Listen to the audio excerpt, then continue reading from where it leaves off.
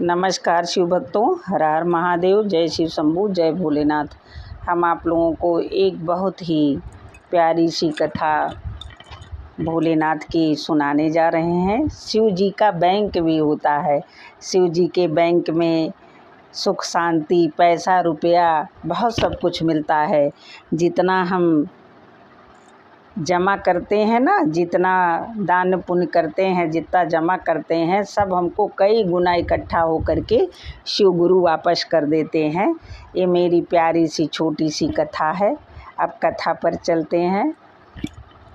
कथा पूरा सुनिएगा। कथा सुनने से मन पवित्र हो जाता है और मन को बहुत ही अच्छा लगता है। आधा अधूरा कथा नहीं सुनना चाहिए। आधा अधूरा कथा सुनने से शिव गुरु का अपमान होता है। ओम गणेशाय नमः, ओम गणेशाय नमः। अब कथा पर चलते हैं। बहुत समय पहले की बात है। एक बूढ़ी थी। बूढ़ी का एक बेटा भी था जो बूढ़ी को बहुत ही प्रेम करता था। बूढ़ी का पति जो था वो जवानी में ही ख़त्म हो गया था। बूढ़ी किसी तरह से मेहनत मजदूरी करके अपने बेटे को पाली थी। बेटे की शादी हो गई थी, बहू भी घर पे आ गई थी। एक दिन बेटा जो था अपनी माँ से बोला कि माँ, यहाँ पर मजदूरी बहुत ज़्यादा नहीं मिलती है और घर के खर्चे भी बहुत ज़्यादा हैं, इसलिए मैं बाहर कमाने चला जाता हूँ। माँ पहले तो नहीं मानी, फिर माँ भी तैयार हो गई और पत्नी भी। बेटा बाहर कमाने चला गया।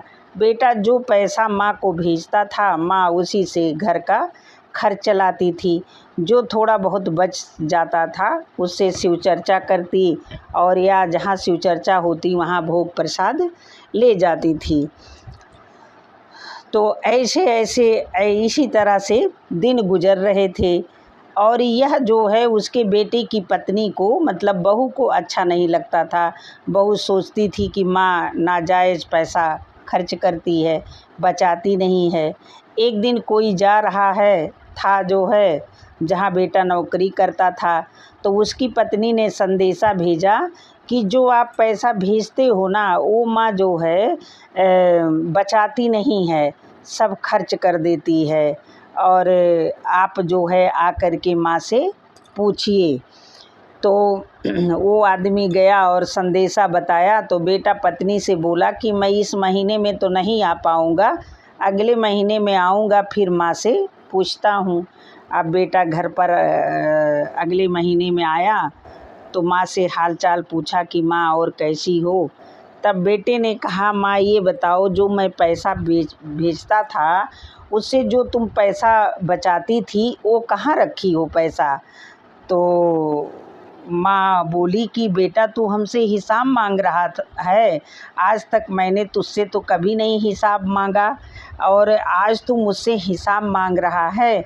माँ को बुरा भी लगा, लेकिन बेटा लाल पीला होने लगा, जिद पर अड़ गया कि माँ जो मैं पैसा देता था उसमें से जो बचाती थी तुम वो पैसा कहाँ है।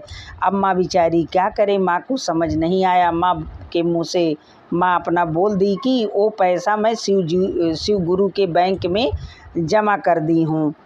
तो उसके बाद फिर जो है बेटा बोला कि पासबुक लाओ। माँ बोली कि उनके बैंक में पासबुक नहीं लगता है। तो बेटा बोला वो बैंक है कहाँ।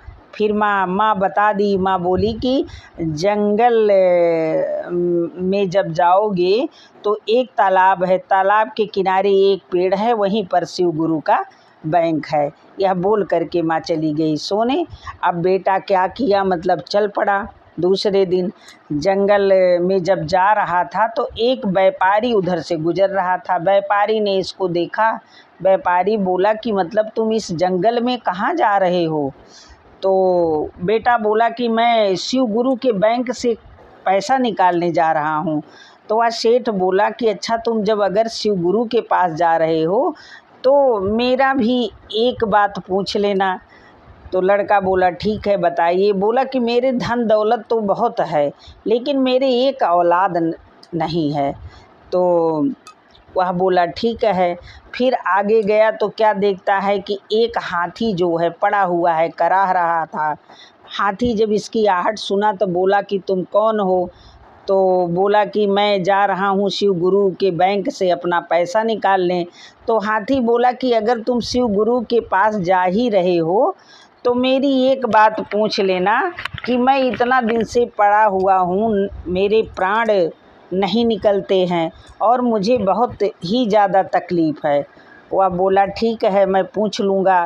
फिर आगे गया, थोड़ा थक गया था तो देखा एक पेड़ था जिसमें बहुत सारे आम का पेड़ फल लगे थे। तो इसने पेड़ ने पूछा कि तुम कहाँ जा रहे हो? तो बोला कि मैं तो शिव गुरु के बैंक से अपना पैसा निकालने जा रहा हूँ। तो आम का पेड़ बोला अगर तुम शिव गुरु के पास जा रहे हो तो मेरी एक बात पूछ लेना कि शिव गुरु मेरे पेड़ में फल इतने बढ़िया लगते हैं लेकिन उसमें कीड़े पड़ जाते हैं, उसको कोई खाता ही नहीं है। बोला ठीक है। आगे गया तो क्या देख रहा है कि एक लाश है जो ऐसे बह रही है, ना वो डूबती है ना सड़ती है ना उसको मोक्ष मिलता है। उस लाश के पास से आवाज़ आई लाश से कि तुम कहाँ जा रहे हो? या बोला मैं शिव गुरु के पास जा रहा हूँ। तो वो लाश बोली कि अगर आप शिव गुरु के पास जा रहे हो तो मेरी एक बात पूछ लेना। तो लड़का बोला कि तुम मुझे पहले उस पार उतार दो। तो लाश बोली ठीक है। अब लड़का किसी तरह से चचरी पर जा कर के बैठ गया, लाश इसको ले जा कर के किनारे उतार दी। तो लाश बोली कि अब मेरी बात पूछ लेना कि मैं ना तो डूबती हूँ ना सड़ती हूँ और मेरा मोक्ष कैसे होगा? तो ये बोला कि ठीक है। अच्छा गया तो क्या देखता है, जब तालाब के पास पहुँच गया तो एक पेड़ था, उसी के नीचे एक संत जी बैठे थे। संत जी से पूछे कि बेटा क्या ढूंढ रहे हो? तो ये बोला मैं शिव गुरु का बैंक जो है यहीं पर माँ ने बताया था, मैं पैसा निकालने आया हूँ। संत जी ने बोला कि जो है तुम पैसा तो निकालने आ गया लेकिन अपनी माँ को क्यों नहीं लाया? तुम्हारी माँ का अंगूठा लगेगा। या बस असमंजस में पड़ गया, बोला हाँ माँ को तो नहीं लाया। तो फिर ये कुछ सोचने लगा, बोला शिव गुरु तो हमें मिले नहीं लेकिन कुछ लोगों के प्रश्न थे, अब मैं कैसे बताऊंगा? तो संत जी बोले बताओ बेटा कौन से प्रश्न हैं? तो इसने पहले सेठ का प्रश्न पूछा कि एक सेठ जी हैं, उनके धन दौलत तो बहुत है लेकिन उनकी एक औलाद नहीं है। तो संत जी बोले कि सेठ के पास धन दौलत तो ज़रूर है लेकिन वो दया धर्म नहीं करता है, ना उसकी पत्नी ना सेठ कोई पैसा अच्छे काम में वो नहीं लगाता है। उससे बोलना कि अगर वो दया धर्म करेगा तो उसके पुत्र ज़रूर होगा। अब फिर दूसरा प्रश्न इसने बोला कि एक हाथी है जो पड़ा हुआ है, कराह रहा है, ना उसके प्राण निकलते हैं, ना वो चल पाता है, ना फिर पाता है, ना कुछ खा पाता है। तब जो है संत जी बोले कि उसके चारों पैर में सोने की कील धंस गई है, उस कील को जो निकाल देगा तो हाथी एकदम फिर से भला चंगा हो जाएगा। तो फिर तीसरा प्रश्न की बारी आई। इसने तीसरा प्रश्न के पेड़ वाला पूछा कि एक आम है जिसमें कीड़े पड़ गए हैं लेकिन उस आम को ना कोई खाता है ना कुछ करता है, तो आम बड़ा परेशान है। तो संत जी बोले कि उसके पेड़ के नीचे एक घड़ा धन है, अगर वो धन किसी को दान कर दे तो उसके फल में कीड़े नहीं पड़ेंगे। ये बोला ठीक है। फिर पूछा कि एक लाश है जो ना डूबती है ना सड़ती है ना उसकी सदगति हो रही है। तो संत जी बोले कि वो एक औरत की लाश है जो कि बहुत ज्ञानी थी लेकिन उसने अपने ज्ञान को कभी बांटा नहीं, किसी को सुनाया नहीं। उसको लगता था कि अगर मैं सुना दूंगी तो कोई दूसरा सीख जाएगा, इसलिए उसको उसकी सदगति नहीं हो रही है। अगर वो अपनी ज्ञान की बातें किसी को सुना दे तो उसको मोक्ष मिल जाएगा, उसकी सदगति हो जाएगी।